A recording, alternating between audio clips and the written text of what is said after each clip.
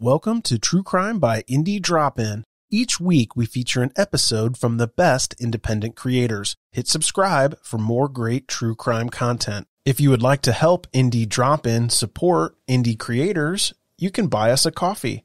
Just go to buymeacoffee.com/indie drop-in or click the link in the show notes below. Today's episode is from Dark Side. Don't forget to check out the show notes for links to subscribe and follow on social media. Enjoy the show. Begin. Just a heads up, Darksiders. Today's episode deals with crimes against children. It is definitely only intended for a mature audience. No little ears, please. Listener discretion is advised. Now, on to the show.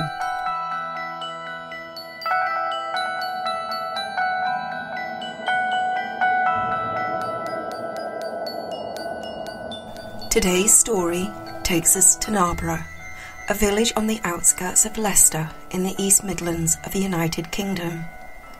It was a quiet, suburban, almost rural setting, the perfect place to raise a family. It was safe, friendly, where everyone knew each other and people could leave their doors unlocked and let their children play outside freely. Lynda Mann was a 15-year-old schoolgirl. She was bright, loved school, fashion and makeup, and she had a lot of friends. She used to babysit for local families as a way to earn pocket money to buy records and makeup. On the 21st of November 1983, Lynda left home to babysit one of the local families.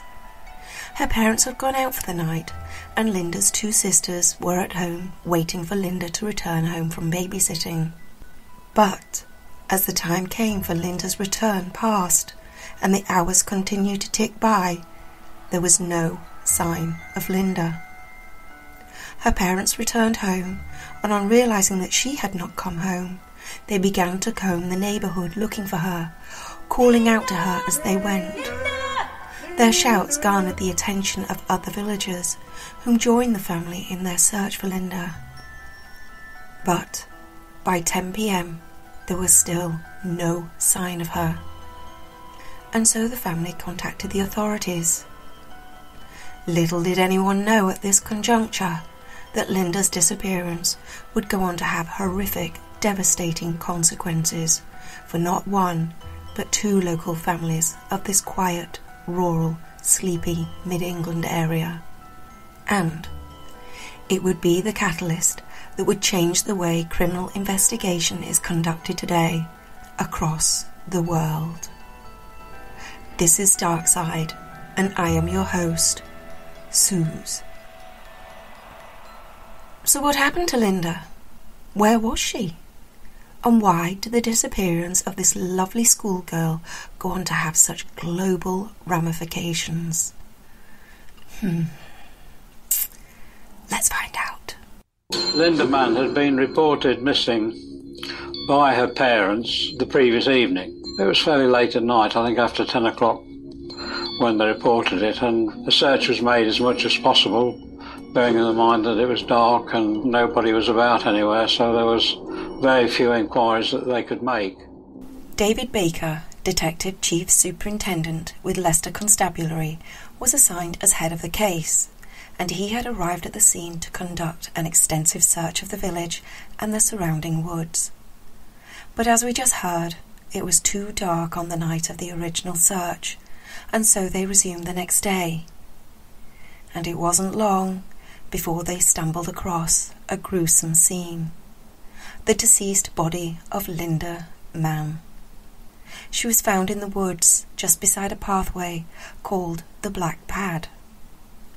The Black Pad was the local name for a small, narrow pathway that ran through the woods and connected two residential areas in the village. It was a popular shortcut, and one that Lynda had used many times. After leaving the house where she had been babysitting, she had used this shortcut to reach home. But on this night, she never made it home. She was found just 300 feet, 90 meters, from her house.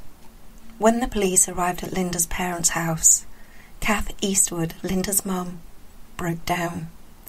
She knew why they were there. Her baby girl was dead. The family were devastated. News of Lynda's death sent shockwaves through the entire community. There was an immediate public outcry, and this once friendly, crime-free village suddenly became gripped with fear.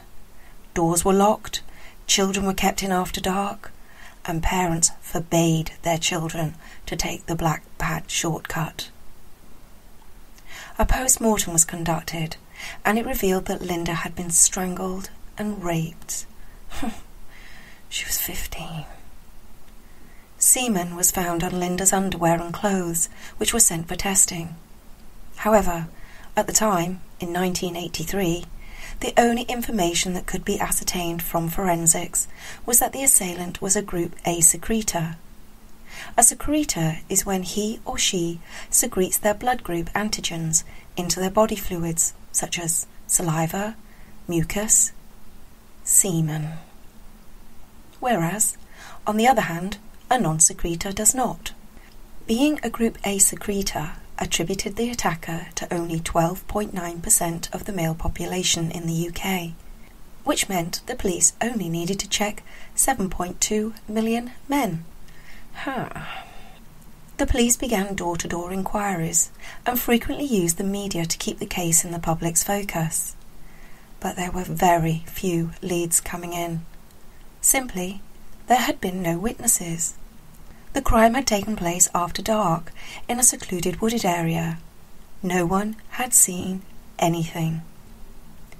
The police were getting frustrated because without a witness, they had little else to go on other than the perpetrator was a male and was a member of 12.9% of the UK male population. In the village of Narrator, however, speculation was rising about the perpetrator. Black Pad, and the village itself, was located close to Carlton Hayes Mental Institution, a psychiatric hospital, and many believed that the culprit had been an escaped patient. Police followed this lead, but no patient had been missing from the hospital on the night of the attack. What the police did realise was that whomever killed Lynda knew the area well. The Black Pad was a shortcut only known to locals and would have been hard to stumble across to non-natives of the area. The police expanded their search to other villages close to Narrator, including Whetstone, Littlethorpe and Enderby. But this yielded no results, and with no new witnesses and very little evidence, the killer remained at large and the investigation was stalling. It was frustrating, but there was no information coming in and there was very little that we could do, except just try and keep the inquiry alive using the media. Inevitably, and to Lynda's family's great dismay, the investigation wound down altogether. The police didn't close the case, but unless a new witness came forward or evidence was found, their investigation had dried up. Over the following years, Lynda's family slowly tried to rebuild their lives, and the local villages gradually went back to being communities that allowed their children out after dark and kept their doors open. Because, surely, lightning didn't strike twice. Certainly not in such a quiet, rural, friendly, safe area. Police this morning are stepping up their search for missing schoolgirl 15-year-old Dawn Ashworth, who went missing 2 days ago in the Leicestershire village of Enderby. Earlier, police said they were extremely concerned for the safety of Dawn and are appealing for any information that may lead to her safe return. On the 31st of July, 1986, 4 years after Lynda's murder, 15-year-old Dawn Ashworth had been walking from her village, Enderby, to visit a friend in Narrator, just a mile away. It was an early summer's evening and the weather was balmy, so Dawn was wearing a skirt, a blouse and a light jacket. Dawn attended the same school as Lynda had, Lutterworth Grammar. Like Lynda, Dawn liked clothes and fashion, and she was also very artistic and loved to draw and paint, and she was known as a sensible girl. Dusk was just starting to settle as she crossed through a wooded area to reach the village. When Dawn didn't arrive home that evening, and it was confirmed that she had never arrived at her friend's house in Narborough, Dawn's parents, frantic with worry, immediately contacted the police. David Baker, the investigator whom had been in charge of Lynda Mann's case, also took charge of Dawn's investigation and immediately galvanized all resources available to him to search every inch of Enderby and Narborough for the missing teenager. The Lynda Mann case had always weighed heavily on him, that he'd been unable to solve the case, and he vowed to Dawn's parents that he would do all he could to find their daughter. But after 36 hours of searching, there was still no sign of Dawn, and the shocked community held their breath in hope that this was a good sign. But when the search moved into day 2... The body discovered this morning by police in Enderby has been identified as that of missing schoolgirl Dawn Ashworth. 15-year-old Dawn went missing 2 days ago after failing to return from a friend's house. Some are already linking her murder with that of Lynda Mann 4 years ago.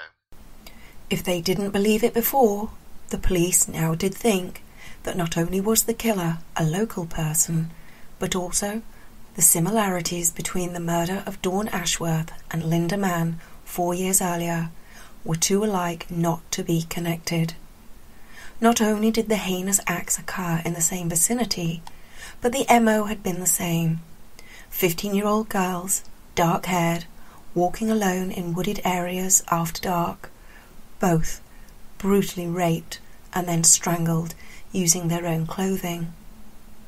In addition, the assailant had left semen on Dawn's underwear, and yep, you guessed it, it was from a group A secretor, the exact same type as Lynda's murderer.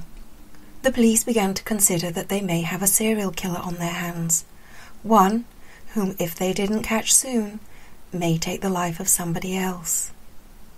The two villages of Narborough and Enderby were paralysed with fear and were demanding justice, and rightly so. Galvanised, the police widened their search and intensified door-to-door inquiries, and the local communities of Narborough and Enderby assisted the police wherever they could, eager, also, to catch the perpetrator and return their neighbourhoods to safe communities once again. The police put out daily bulletins in the media to help garner more attention. And this paid off. A lady, having seen the news about Dawn's murder, contacted the police. She had been driving along the Leicester to Coventry Road near Narborough on the 31st of July. She'd seen a man on a motorbike coming out of the wooded area, the area where Dawn had been found.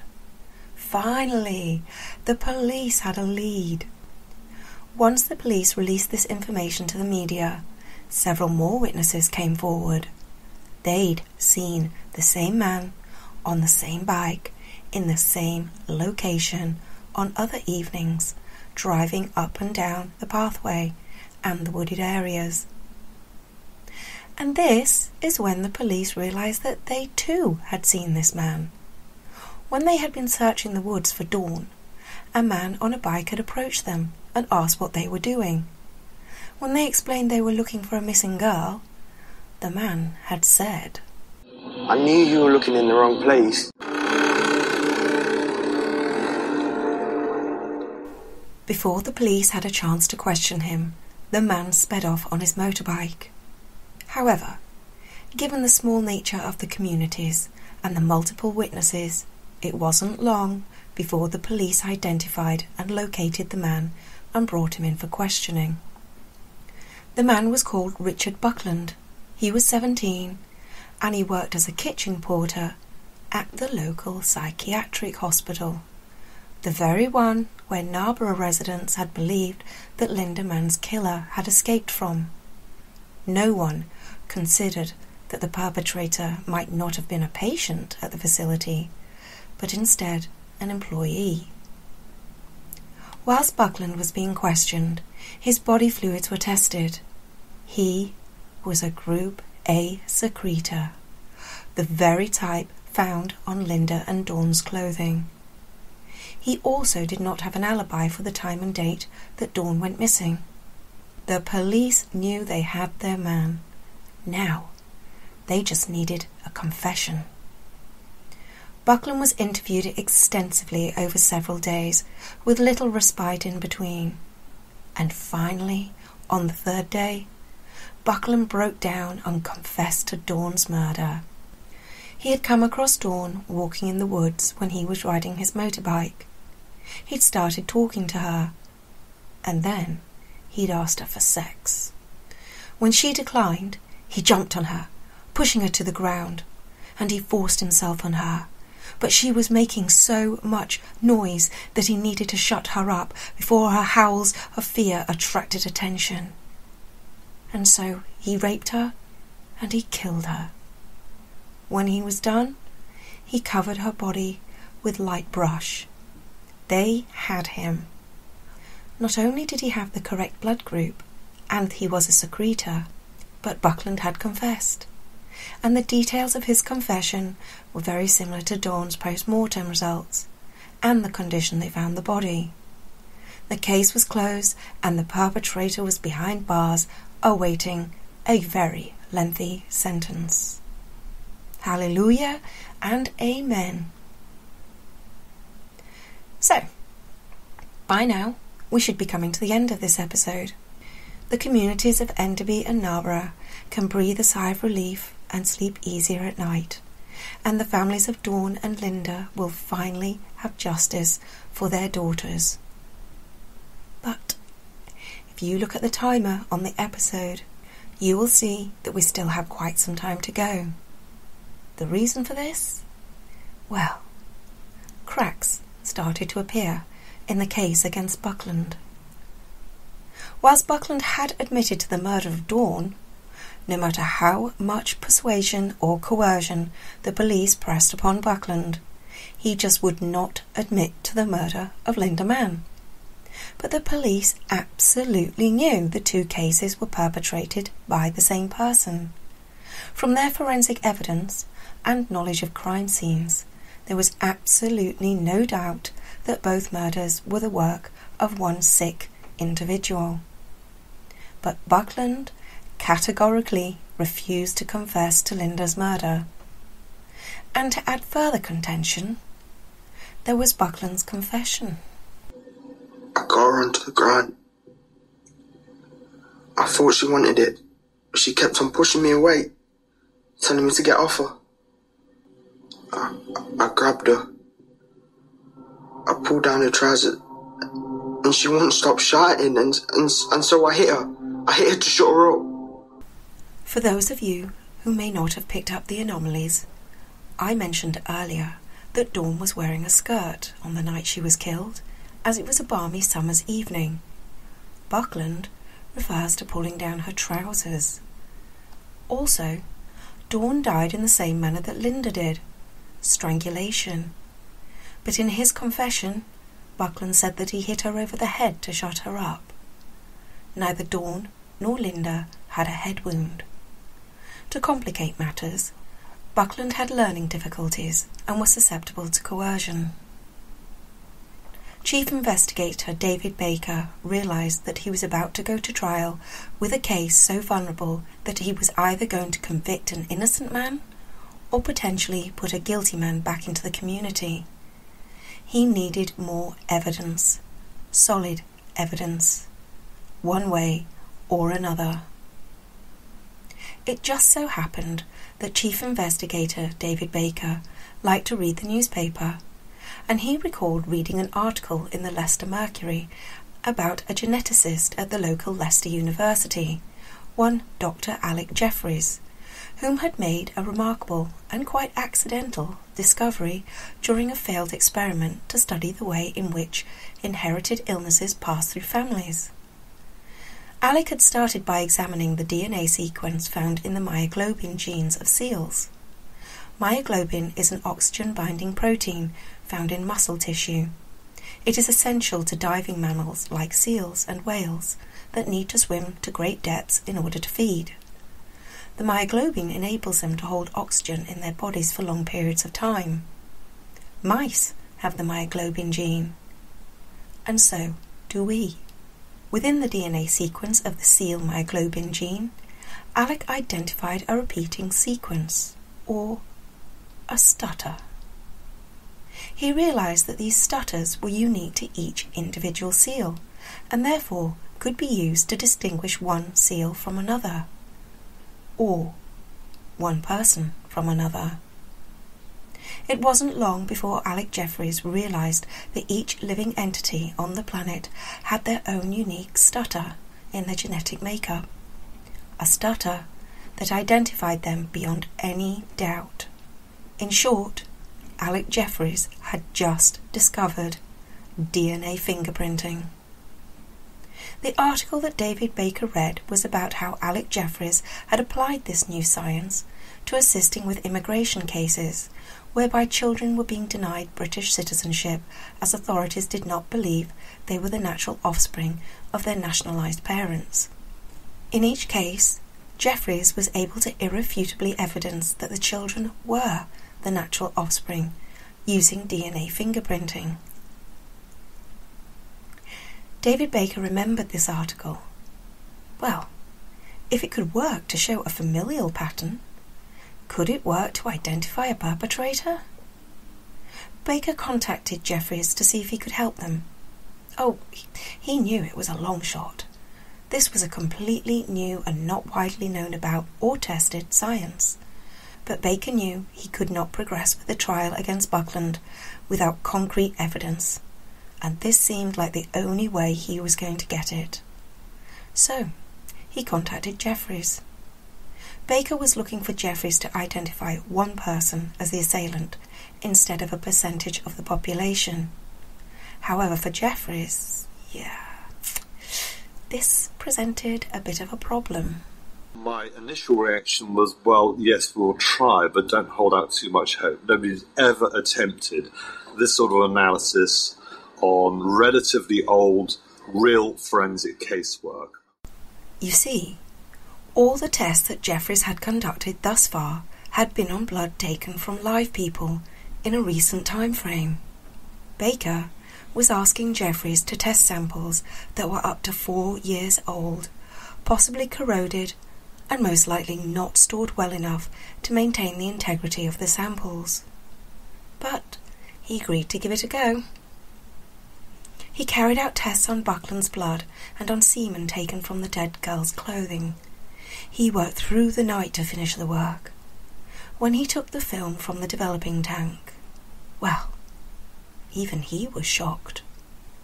He took his findings to Baker, and the results, they were a massive blow to him and the task force.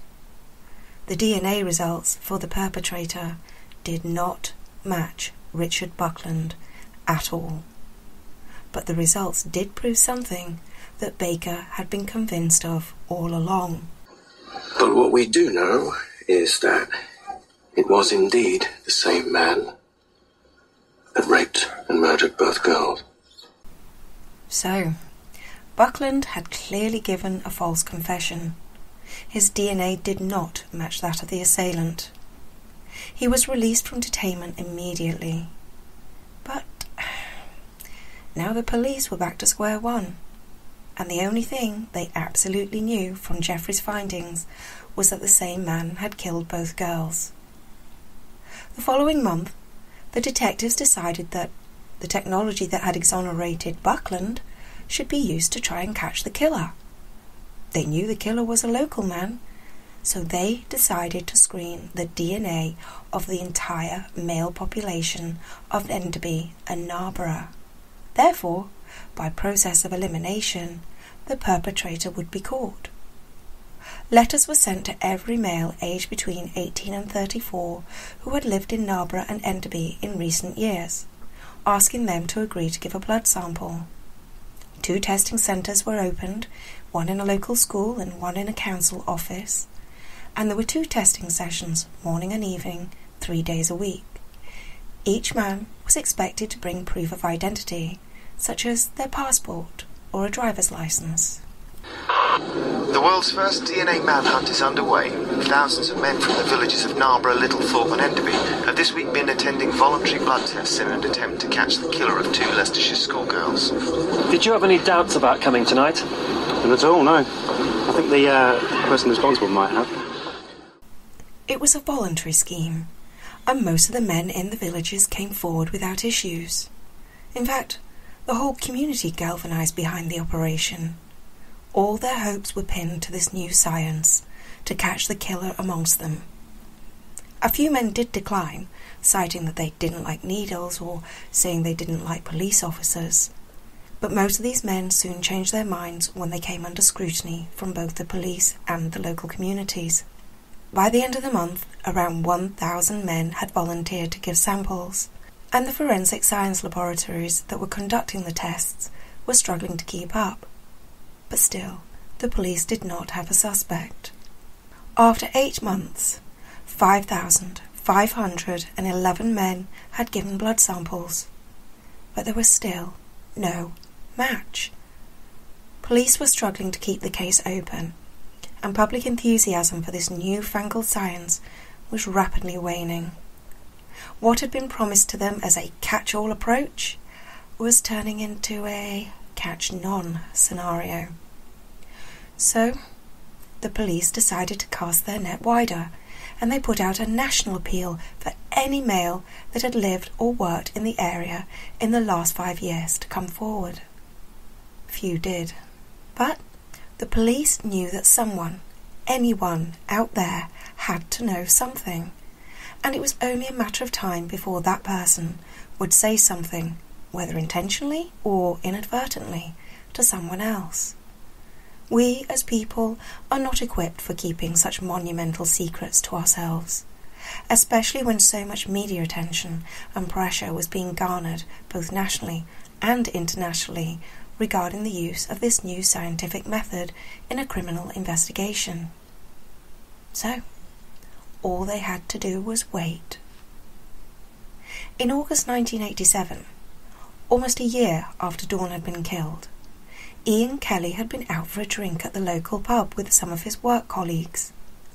He was particularly attracted to one of the female colleagues and was hoping to use this opportunity to impress her. But what he told her that night had an alternate reaction. They were talking about work colleagues at the bakery where they all worked. When the female co-worker brought up the name of Colin Pitchfork, all the women in the group recoiled. Colin was known throughout the factory for being, well, a bit of a creep. He was always trying to chat up the women and making suggestive comments and attempted failed and repellent forms of flattery. He was definitely known as the one to avoid. As the females were denouncing Pitchfork, Ian Kelly piped up, wanting to be part of the conversation, hopeful to get his female colleagues' attention.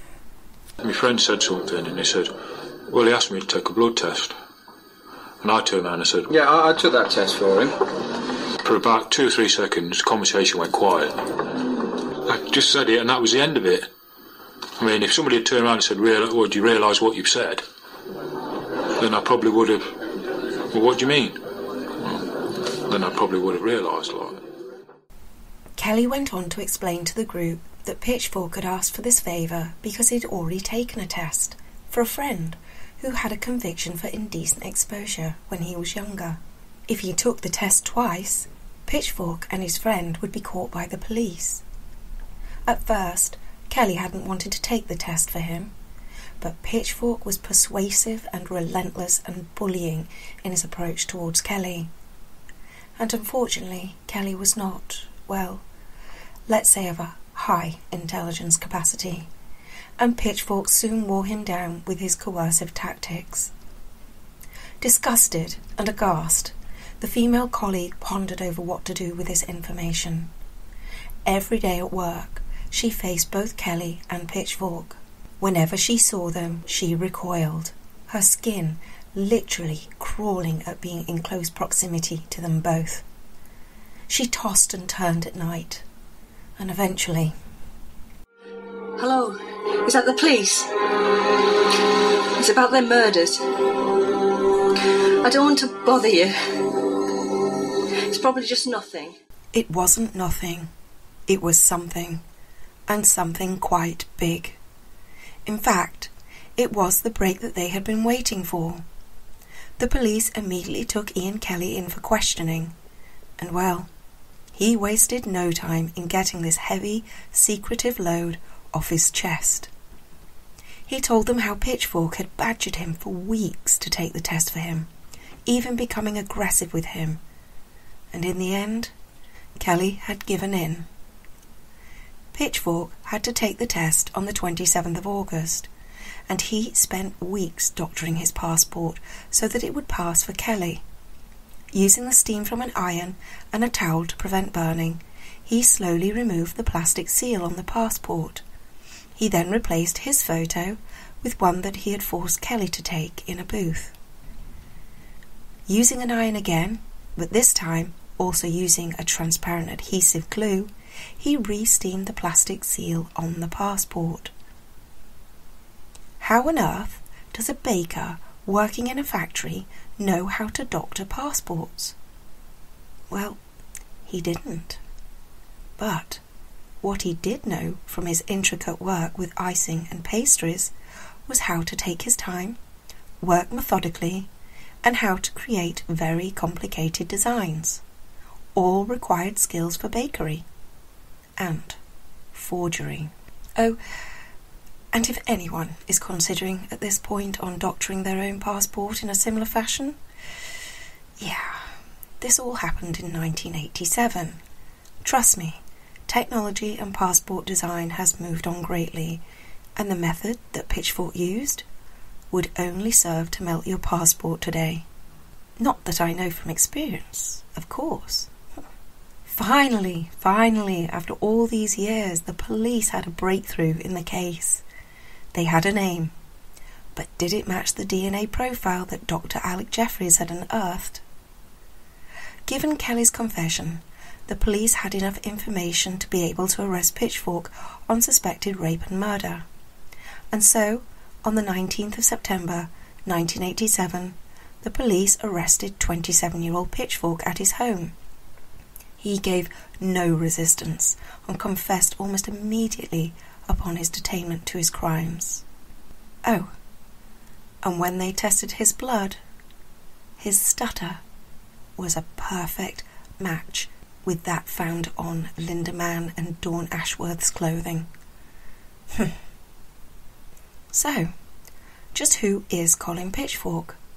And why had he raped and murdered two innocent, beautiful girls?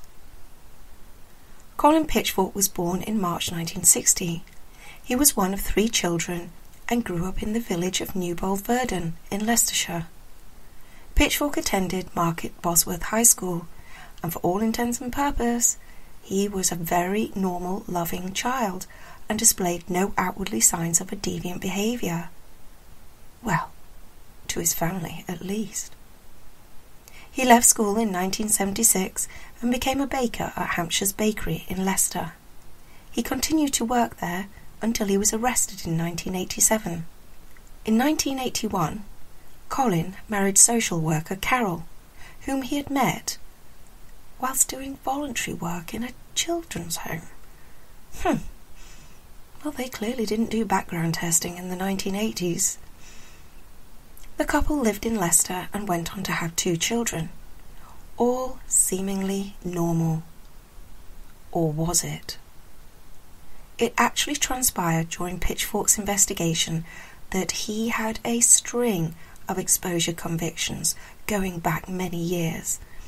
He was renowned in the local area for being a bit, well, disturbing. He took every opportunity available to him to chat up and flirt with women, and thought nothing of inappropriately touching women he knew as he would pass them by. Before the murder of Lynda Mann in 1983, Pitchfork had been convicted of several counts of indecent exposure. There we go, with those early signs of divergent behaviour. Furthermore, in February 1979, Pitchfork indecently assaulted a teenage girl. Unfortunately, he was not convicted afterwards. Amazingly, his wife Carol knew nothing of his past indiscretions and troubled behaviour towards women. Pitchfork was brought to trial for his crimes on the 22nd of January 1988 at Leicester Crown Court. Fortunately, the deplorable dung-heap pleaded guilty, thus sparing Lynda and Dawn's family a trial. He was sentenced to life imprisonment for the 2 murders, which is 30 years. He was also sentenced to 10 years for the 2 rapes and 3 years for the 2 indecent assaults. And he was also given 3 years for the conspiracy to pervert the course of justice, i.e., by avoiding to give a DNA sample. Ian Kelly, the colleague whom gave a blood sample instead of Pitchfork, was given a suspended sentence of 18 months. So that's it. The repellent cockwomble has been locked up for life, behind bars, never to know or taste freedom again. Or will he? Now, in the UK, a maximum life sentence is 30 years, and always at the end of the prison term, the prisoner has the right to petition for parole. We do not do life sentences without parole, as there is a belief that all offenders can be rehabilitated through penance of serving their term, support to rehabilitate into society, and some therapy. I use that term rather lightly as it tends to be intermittent within the prison system. There has been much debate about this in the UK, especially with regards to paedophiles. As their miscreancy is usually born of a deviant psychological disorder, some people argue that the psychological disorders of this magnitude are seldom solved with penance, support, therapy, or pills. The aberration is too inherent to their makeup to be resolved with conventional methods of therapy. In short, they will not change. However, in my research, I found that a range of international studies have put reoffending rates for sex offenders, including paedophiles, at between 15% and 43% over the course of their lives after release.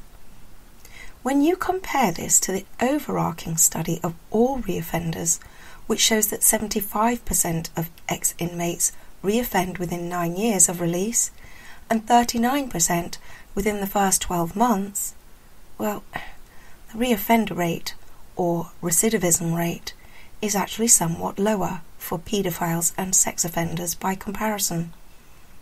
Now, please do not think I am supporting or in any way defending paedophiles and sex offenders. I am not. I am merely relaying statistics, and links to these will be posted in the show notes. But the facts do seem to point to a low recidivism rate amongst this group of offenders. Now, despite the lower reoffending rates, I personally don't want any of them back on the streets, living in our neighbourhoods. Do you? In 2009, the putrid Pitchfork actually had the audacity to appeal his sentence, requesting a reduced term to a court of appeal. There wasn't a cat in hell's chance any court in the kingdom would grant such a loathsome piece of fecal matter a reprieve on his sentence. Would they? Yes, good evening. A convicted child killer has won his appeal to have his sentence cut. Colin Pitchfork murdered 2 schoolgirls in Leicestershire in the 1980s. Today at the High Court in London, his sentence was reduced from 30 to 28 years on the grounds of his exceptional progress. Unbelievable. That rectal discharge would now be eligible for parole in 2016. Needless to say, the villagers of Narborough and Enderby were, well, outraged. And the families of Lynda and Dawn, well, they're devastated with the news. It reopened the wounds of 2 decades prior, and they honestly felt that his life was now more important than their daughters. I just can't help but think they've died for nothing. Life should be life. However, Pitchfork's lawyers had argued that he had never been placed on report whilst in prison and had made exceptional progress whilst incarcerated. He had developed a technique to transcribe music into Braille, and his work had been used internationally. Okay, so he's made progress, contributed to the better understanding of music for the hearing impaired. Apparently, he even had artwork displayed at the Royal Festival Hall in April of 2009, which sparked outrage, and so the exhibit was soon removed. But no matter how talented he may be, and how much he may have given back, the fact is that the man raped and killed 2 young girls for his own sick pleasure. Whilst the reoffender rate amongst his criminal group is marginally lower, it will take more than a bit of artwork to convince me that he should have a reduced sentence. But apparently that is not how the Court of Appeal saw it, and his sentence was reduced. So now, this means that the reprobate could be freed from prison as early as 2016. However, it wasn't until 2017 that Pitchfork went up against the parole board, and he was confident that he would win his parole. He had been a model inmate after all. And the parole board denied him, citing that he was still a danger to the public. Well, hallelujah and amen. But because of Pitchfork's supposedly exemplary behaviour, he was moved to an open prison in 2017. Just this year, 2020, Pitchfork has applied to the parole board again for release. He has now spent 32 years behind bars, and he has told friends and family that this time he really, really is confident that he'll be released. Due to his open prisoner status, Pitchfork has been allowed day outings from HMP Leyhill in Gloucestershire. He has been spotted browsing the shops on the high streets. He looks very different now. Prison has definitely aged him, and not in a good way. We're still awaiting the news as to whether Pitchfork will be fully paroled, but in the horrible event that he is, here is my public service announcement to any Britons out there. He is now 59 years old, portly, grey beard, grey hair, and has heavy eyelids. He goes by the name of David Thorpe now, and I've put a picture on my Facebook group so that you can recognise him. So that is the horrible, gruesome story of Lynda Mann and Dawn Ashworth, taken way too soon by a repulsive, vile, noxious specimen of a human being. Needless to say, the capture and conviction of Colin Pitchfork sent shockwaves through the justice and criminal investigation world. A new science that could pinpoint people with near 100% accuracy just based on their blood? It was unheard of, unprecedented. But it had arrived. I hope you enjoyed today's episode. If you did, you're going to like next week's even more. But until then, if you like this podcast, please don't forget to rate, like and subscribe at wherever you listen to your podcasts. Also, can I ask a huge favour of you? Would you mind sharing this podcast with just one of your friends at least? It would be greatly appreciated. For show content, please see my Facebook group, Darkside Podcast, and also my website, darksidepodcast.co.uk. I would just like to say another huge shout out to those of you who have commented on my Facebook group. You are all making me blush. But an extra special thank you to Susan this week for her 5-star review on iTunes. Reviews on this platform or wherever you listen to your podcasts really do go such a great way to improving my street cred in the podcasting world. So, until next time, stay safe, stay alert. SuZe, over and out.